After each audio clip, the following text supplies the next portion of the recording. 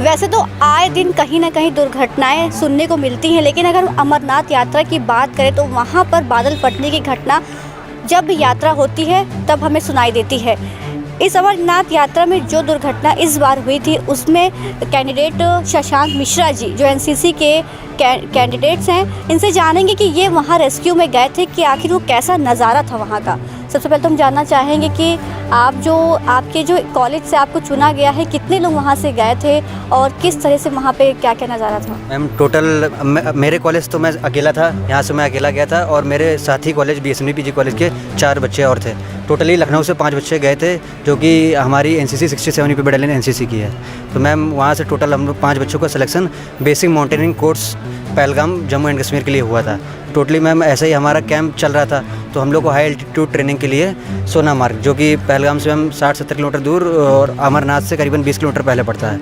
तो मैम वहाँ हम लोग की नॉर्मली ट्रेनिंग चल रही थी। तो शाम को करीबन 8 बजे बहुत ज़ोर से आवाज़ आती है बादलों की। तो हमारे इंस्ट्रक्टर जो होते हैं वहाँ पे वो बोलते हैं हमें कि एक क्लाउड बस्ट हुआ है। तो क्लाउड बस्ट के बारे में वो बताते हैं कि मैम हमें वहाँ पे रेस्क्यू करना है, कि मैम रेस्क्यू करने के बारे में बताते रहते हैं। और मैम फिर हम लोग को रात के करीबन 9 बजे अपने किट बैग के साथ अमरनाथ की ओर रवाना होने के लिए बोलते हैं। तो फिर मैम वहाँ से हम लोग रात को ही रवाना होते हैं और करीबन 14 किलोमीटर की एक स्लोपी ट्रैक होती है जिसमें करीबन हम लोग के वेट 25 kg का वेट लेके हम लोग रात के 9 बजे चढ़ना चालू करते हैं और करीबन सुबह 4 बजे अमरनाथ की ओर पहुंचते हैं। फिर वहाँ में हम लोग ये देखते हैं कि बड़ा ही भयानक मंजर था जहाँ पे बादल फटने की वजह से दुकानें पत्थरों के नीचे दब गई थी और जो बारिश के साथ जो मलबा नीचे आया था उसमें कई जानें चली गई थी।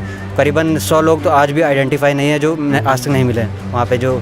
और खैर अभी जो सीज़न चला था उसमें खैर बर्फ़बारी इतनी नहीं हो रही थी मैम, तो इस वजह से थोड़ी राहत थी वहाँ पे। CRPF की टीमों के द्वारा ये कहा गया। और जैसे ही हम लोग वहाँ पहुँचते हैं तो वहाँ पे पहले से कई टीमें जैसे NDRF, CRPF, ITBP की कई टीमें पहले से एक्टिव रहती हैं। तो हम लोग को NDRF के उच्च अधिकारियों से निर्देश मिलते हैं कि हमें कोई एक मैम बाबा दबे थे 17 फीट नीचे ज़मीन के अंदर, उनको खोद के निकालना होता है। तो खैर हम लोग मैम बहुत कोशिश करते हैं पर नहीं मिलते हैं। फिर उसके बाद NDRF की तरफ से हम लोग को ये निर्देश मिलता है कि जो बंद रास्ते हैं उन्हें खोलना है। तो हम लोग के साथ जो रेस्क्यू टीम थी उनके साथ 2 वो मैम घोड़े आते हैं, उसमें हम लोग का जो सामान होता है उसमें हम लोग की कई नई इक्विपमेंट हैं, उनके द्वारा हम लोग रास्ते खोदते हैं।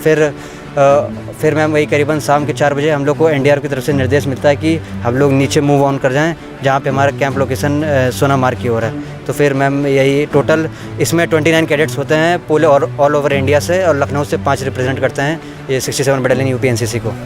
और फिर मैम यही होते होते हम लोग वहाँ पे नीचे पहुँचते हैं। फिर हम लोग को सोनामार्ग जाते हैं। फिर जाके हम लोग के कैंप के जो CO हैं कर्नल IS थापा, उनके द्वारा हम लोग को सम्मानित किया जाता है। फिर हम लोग कोर्स ख़त्म होता है, फिर हम लोग लखनऊ आते हैं। फिर यहाँ से DG NCC का कॉल आता है हमें दिल्ली के लिए, जो बच्चे वॉलंटियर किया है NDM में, नेचुरल डिज़ास्टर मैनेजमेंट में अथॉरिटी में, जिसने वो वॉलंटियर किया है, तो उनको दिल्ली बुलाया जाता है अमित शाह द्वारा कुछ प्राइज़ देने के लिए। तो मैम खैर अमित शाह सर को कोई मीटिंग में चले जाते हैं, तो खैर उनकी जगह पे नित्यानंद राय जो कि केंद्रीय राज्य मंत्री दिल्ली के हैं, उनकी अगुवाई में हम लोग को कुछ अवार्ड डिस्ट्रीब्यूशन होता है। तो जिसमें 2 कैडेट आते हैं, एक मेरे कॉलेज SNPG कॉलेज से मैं जाता हूँ और बगल मेरे साथी कॉलेज के BSNV PG के राहुल सिंह है, वो दोनों जाते हैं। और कई बच्चे और वहाँ पे भी होते हैं जो कोविड-19 में जिन्हें हेल्प की हुई होती है, उन सबको हमारे DG NCC द्वारा सम्मानित किया जाता है। बस मैम यही टोटल हमारी। जैसे लखनऊ के आप वहाँ पे थे और भी आपके वहाँ पे मतलब होंगे जो है रेस्क्यू के लिए आए होंगे, तो कैसा लगा आपको? मैम बहुत ही अच्छा फील हुआ कि मैम NCC के थ्रू हम लोग इतने अच्छे मुकाम पे गए, इतना अच्छा जो हाई एल्टीट्यूड एरिया है वहाँ पे नॉर्मल एक सिविलियन को जाना भी अलाउ नहीं होता है। वहाँ पे हम लोग NCC कैडेट होने के नाते उतनी दूर गए और बड़ी पहाड़ियों में हम लोग ने ट्रेनिंग की, आइस क्राफ्ट ट्रेनिंग की। थाजीवास ग्लेशियर के अंदर 11,000 फीट से ज़्यादा हाई एल्टीट्यूड गेन किया हम लोग ने। तो बहुत ही अच्छा एक्सपीरियंस लगा मैम मुझे कि NCC के मुझे रहते हुए कि मैं वहाँ पे गया और मैंने ऐसा कुछ ना कुछ अपने देश के लिए कुछ ना कुछ मैंने वहाँ पे किया।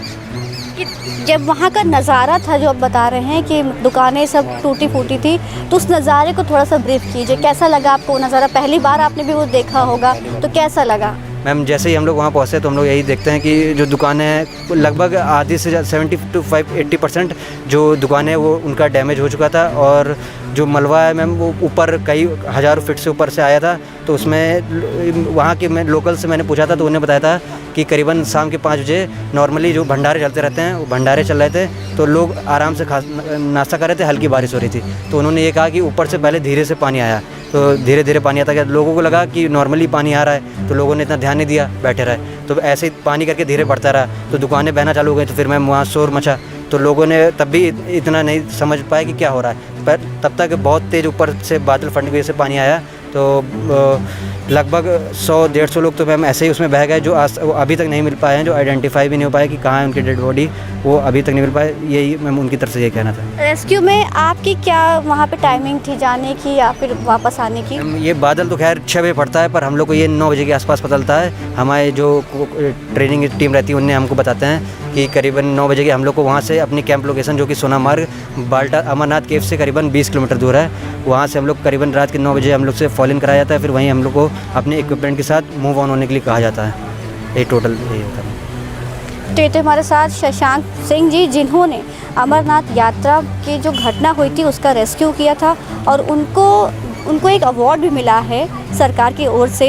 जो और आपकी सबसे अच्छी बात तो ये कि लखनऊ के हैं ये, इन्होंने एक अपने कॉलेज का KKC का भी नाम रोशन किया और साथ ही साथ लखनऊ का भी नाम गौरव बढ़ाया है। वीडियो जर्नलिस्ट राज के साथ मनु तिवारी, वी न्यूज़ लखनऊ। देश विदेश की ताज़ा खबर पाने के लिए हमारे चैनल वी न्यूज़ को सब्सक्राइब करें व बेल आइकॉन दबाना न भूलें।